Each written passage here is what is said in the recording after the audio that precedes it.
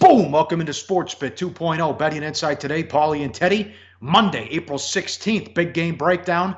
The NBA playoff doubleheader we'll get to. Just 2 games tonight, and we'll turn on the shot clock. Biggest surprise from the weekend and the play of the day, winner on Friday. Been a good run here after a bad run to start. Good job the last week and a half. Bad beats, bad bets, bad for the books, Teddy. The early game yesterday, tough. Vicious beat if you had the under. Bucks, Celtics, 204 down to 200.5. 70-66 at the end of the third quarter. Then the Middleton 3 ties it at the buzzer at 99, sends it to overtime. You never want the dog in OT. +4 was tough, although the Celtics were up 10 with 4 minutes. Tough beats, but the under was vicious. Vicious beat if you had under 200.5 or 204. And, of course, when you're talking about the literally last-second three-pointer, they had 0.5 seconds for Middleton to catch and shoot. Yeah. Down 99-96. And he drained it. You know, what are you going to do in that spot? It doesn't happen a whole lot. But it's an ironic situation where if you had the Bucks, the last thing you want is Middleton's shot to go in. Because now guess what? Your wager's wide open again, as opposed to a done deal, losing by 3, but cashing the ticket. And the under, I mean, I don't even know what to say with that. That was as bad as it gets, Pauly. Really tough result for underbettors in that one. A legitimate bad beat. Yes, one from Saturday night. How about Pelicans second half? The meaningless, not to some, the meaningless 3 at the buzzer by McCollum gave the Blazers the second half money as they lost by 2. That was a tough beat there. Hits the runner from way out. And then how about Saturday, Teddy, in baseball? The Braves maybe 170, 180 at the closing price. How about the Braves plus a run and a half? They led 10-3 in the 7th inning. Can't even cover the plus run and a half. Cubs with a 9 spot in the bottom of the 8th with only 3 hits. And if you were watching the game and you saw the condition, you're like, the 10-3 lead was insurmountable. There was no possible way that the Cubs were going to score 8 runs with their bats in the last couple innings of that ballgame. But walk, error, wild pitch, and next thing you know, It's a 9-run outburst. Chicago gets the money. Braves backers. How about Braves backers plus 1.5? You're up 10-3 in the 7th. You can't catch that. Terrible. Ouch. Brutal. That was a bad beat. Yep. How about a bad push? Saturday night, San Jose and Anaheim in hockey. Total was 5. It was 3-2 with 12 minutes left in the second period. Nothing the rest of the way. Brutal push. A lot of these playoff games have been going over in the NHL. Bad for the books. The Wizards open 8.5. Bet down to 7.5. No Van Vliet. And guess what? Wall lays it in, and they don't foul. They lose by 8. Yeah, I mean, that's another one where the line's bouncing 7.5, 8 all day. There were 8s available, widely available. There were 7.5s widely available as well. And the little bucket at the buzzer, well, it wasn't quite at the buzzer. But the bottom line is John Wall's layup ends up being an 8-point decision. Not a great result for the house. Better bettors either won or pushed with this one. You shouldn't have lost whichever side that you had, and that usually not a good result for the bookmakers. Yeah. More bad for the shops. Houston, Minnesota under 218.5 down to 215.5. 104-101. Rockets lucky to get the win. No one shot well other than Harden. Cleveland, Indiana under 216 down to 212. Not even close again. 98-80. Pacers never trailed in the game. And this one, this was a gift. Penguins $1.15 up to 140 off a horrible loss at home against the Flyers. They run them out 5-1. They lead that series 2-1. Yeah, and then when you talk bad for the books, we got to talk about Premier League, buddy. You know, when you're talking about what just happened, Manchester City. Well, I don't know where to put this. This was probably more. A bad bet because Man U took money. I just didn't know where to put it, but we had to talk about it. Man U, the second best team in the Premier League, was laying, or one of them, but the second place coming in, laying 650 at home against the worst team in the Premier League, West Brom. West Brom was 17-1. They won 1-0 on the road, and as a result, this Man City clinches its 3rd Premier League title with the Man U loss on Sunday. It took City just 33 games to clinch the title, tying the Man U in 2001 for fewest games needed to clinch a Premier League crown from ESPN Stats and Info with that graphic with it clinched on Sunday. But a 17-1 dog. There was a tweet about that was like, the guy was trying to put it in perspective because West Brom's the worst team in the Premier League. And, man, I don't think there's a salary cap in the Premier League. So he was trying to say it was like the Patriots losing at home to the Browns by 2 or 3 touchdowns. I couldn't believe it. West Brom's awful. They won 1-0 on them. Crazy. Sure, but we talk about a 17-1 to dog in Premier League action. In baseball, Yeah. when the big dogs cash, we see the Rangers at plus 270. We see the Rockies at plus 180. Both of those come through yesterday. The big dogs in MLB, Cologne flirts with perfection against Houston in the Sunday night action. Texas cashes a big dog there, the biggest dog cash of the year in MLB. And, of course, the Nats bullpen gives up homers in the 8th and the 9th. So much for Strasburg. Rockies plus 180. Get the money in MLB on Sunday. Yeah. What was your takeaway from the weekend with the association and the 8 games? My takeaway? There was a lot of good basketball. Yeah. There was a fair bit of not so good basketball. But certainly, as we go through the big game breakdowns this week, and we're going to break down every single playoff game that you're going to watch this week right here on SportsBit. As we go through the games, we're going to talk about what we saw the first in Game 1 and what we can expect to see in terms of adjustments moving forward. Are there teams that have no chance after Game 1? Probably. We'll talk about one of those in Big Game Breakdown coming up later in the show. How about the adjusted series price? The Cavs down to 210 in some spots after never leading against Indiana, and the supporting cast stunk. Game 2 tonight. Heat. Can the Sixers make it 18 in a row at home against the Heat? And can San Antonio show up in this series and give Golden State a game? That's coming up next on SportsBit. Betting Insight today on SBRpicks.com. Go to SBRodds.com. Browse, compare, and shop live odds available at top online sportsbooks. Like, subscribe, check us out, YouTube and SBR, and follow us on Twitter. I'm at Real SportsBit. He's at Teddy_covers. Game 2 tonight. Just 2 games in the association. The early game, Heat and the Sixers. Philly 6.5. 215.5 the total. 17 wins in a row, and they're 26-1 at home since Christmas. They trailed at halftime and then ran out the Heat in the second half. 18-28 from 3. 74 second half points. And I tell you this, amazing but true, because we love Spoelstra. Miami is one of the worst teams in the league in the third quarter, Teddy, and they were outscored 34-18 in the third quarter. Philly talked about they watched 5 to 6 minutes of film at halftime, needed to understand what they needed to fix. Great job by Brett Brown going small. Ilyasova was huge in the second half, and I don't know what Spoelstra does with Whiteside, who had 2 points in 12 minutes. Yeah, I mean, the whole concept of Hassan Whiteside being the guy for Miami ever since that meltdown where he wasn't exactly thrilled with his playing time in a late season ball game where he was stuck on the bench coming back from injury. The Miami chemistry has been a little bit dicey. We saw it. Remember that fourth quarter against Oklahoma City where a tight game, and then the fourth quarter they got outscored 39-12 at home. The second half was like almost a repeat of that exact same story. Let's give Philly credit. All right. Because, Ben Simmons in particular. I don't know who.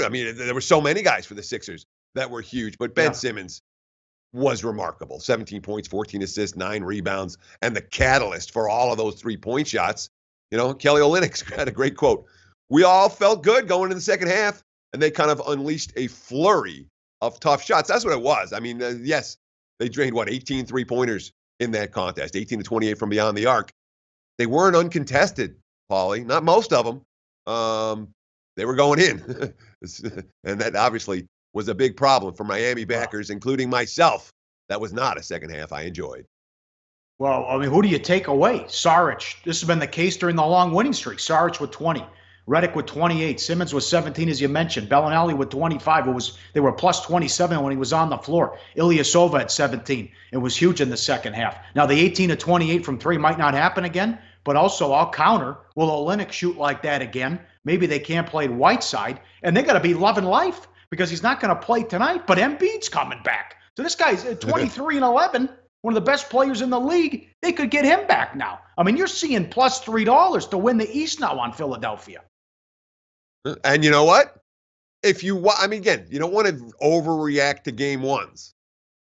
But you watched all the teams in the East play. Philly looks like the best team in the East right now. I know that Toronto was in a real, slugfight with Washington. But when you talk about upside, this is what the Raptors are going to bring. The Celtics needed, perfect plays from 4 different guys just to escape past Milwaukee in game 1. Boston does not look like a serious threat to come out of the East. Obviously, Cleveland playing as poorly as they did. Here's the graphic. Brett Brown, 76ers head coach. I feel this group has something special in it. Sure feels that way for Philly right now. They look like they should be favorites to come out of the East. No one played better than Philadelphia in game 1 in the Eastern Conference. Yep, and Brett Brown going up tempo when they lost Embiid. That's 9 in a row without Embiid. And I think it's like 13 of 15. They've scored 115 points or more. They're a freight train right now on offense, led by Simmons and so many guys that can score and shoot it. And I know they should build a statue of Hinkie with this tanking. But Colangelo came in and made great job getting Ilyasova and Bellinelli as well to surround Simmons with shooters. That's so key, Paul, because we think about this 76ers team. Oh, they're so young. They're so young. Here are the playoff veterans, all of them stepping up. Redick, Bellinelli, each of them hit, 4 3-pointers? Ilyasova with the big super sub game in the third quarter as well. So playoff veterans stepping up for an otherwise young team. The moves Philly made to supplement their roster in season, paying dividends right about now. The Sixers impressed the hell out of me on Saturday. Not in any rush to step in front of them tonight, although we'll talk about this game a little bit more when it comes to play of the daytime. Interested in the total here a little bit more than the side. They got to be careful. They're not smelling themselves and reading their press clippings now because they're saying, wait till we get Embiid back. We're going to be scary, which they might be right, but you got to go out and win again tonight at home to go up 2-0. Doubleheader followed by the Spurs and the Warriors. Thanks to Bet Online and Intertop Sportsbook, 22 years online. Sign up, deposit, and win. Warriors are 9.5, 205.5 the total. Game fell 205 in game 1. Well, what did we tell you all last? Actually, what have we been telling you for 3 weeks here now on Sportsbet? The Spurs stink on the road, horrible, and they're awful without Aldridge. Now, Aldridge was terrible in the Western Conference Finals last year, and they were run out in games 2, 3, and 4 without Kawhi. Well, look what happened in game 1. They flipped the switch in Golden State. They said they were bored. They were locked into the 2 seed, nothing to play for. They come out with a double-digit lead at the end of the first quarter. Aldridge only has 14 points. They didn't surround him with shooters. They're old. It was a disaster all the way around, Teddy, as the Spurs got punked. But that road record, and now they are, 1-13 in their last 14 road games, straight up. Yeah, of everything that happened this weekend, the one I'm maddest at myself at was not loading up on Golden State. Because literally, that game was over in the first quarter. It felt like the series was over in the first quarter. Maybe I'm wrong. Maybe the Spurs show something. And certainly, we would expect a little bit better effort today. But, the quotes following the game should have been quotes that were in my head before the game. Look, Klay Thompson, we did not end the season on a high note. We kind of hobbled into the playoffs. We know how talented we are. We know how good we are. We've been here before in the postseason and know what it takes to win. Draymond Green, quote, we're a championship ball club. We know what it takes this time of year to win. We're primed for this. A lot of people tend to forget what we're capable of. We know. And that was most assuredly the case. I'm telling you. It was wire-to-wire job. What was it, 28-14? And then before, Ginobili hit that 3 at the end of the first quarter. But, it was pretty ugly. Popovich's quote, the first quarter, we looked like a deer in the headlights. Didn't get a whole lot better for San Antonio. I'm not convinced that it can. Yeah.